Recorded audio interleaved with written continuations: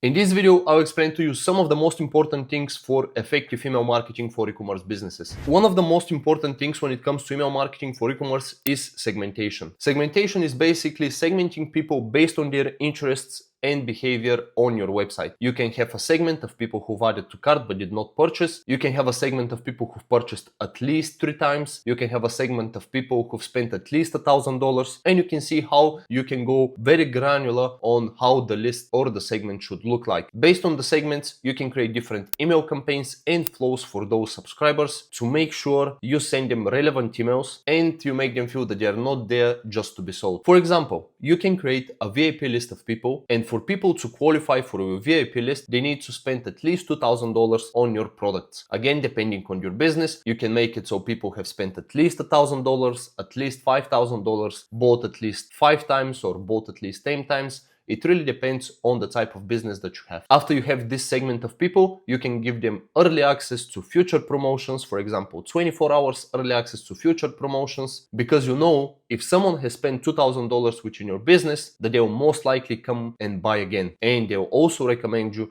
to their friends. Next, we have personalization. Personalization is also crucial when it comes to email marketing. Personalization comes with always using the first name of the subscriber, sending them emails that tailor to their interests. For example, if you sell products for both men and women, on your main website pop-up, you can ask people what they're interested in. Are they interested in the men's collection, or are they interested in the women's collection, or both? After people choose what they're interested in, you have that tag placed on their customer profile on Klaviyo. And based on those tags, you can send them relevant campaigns. For example, if someone is interested only in the women's collection, you don't need to send them emails promoting your men's collection. And last but not least, we have preparation. Now, preparation is one of the most important things when it comes to email marketing. For all of our clients, we prepare a month in advance. For example, we will create the whole email calendar for March in the middle of February. So our graphic designers, so our copywriters have enough time to prepare the emails, and we schedule every single email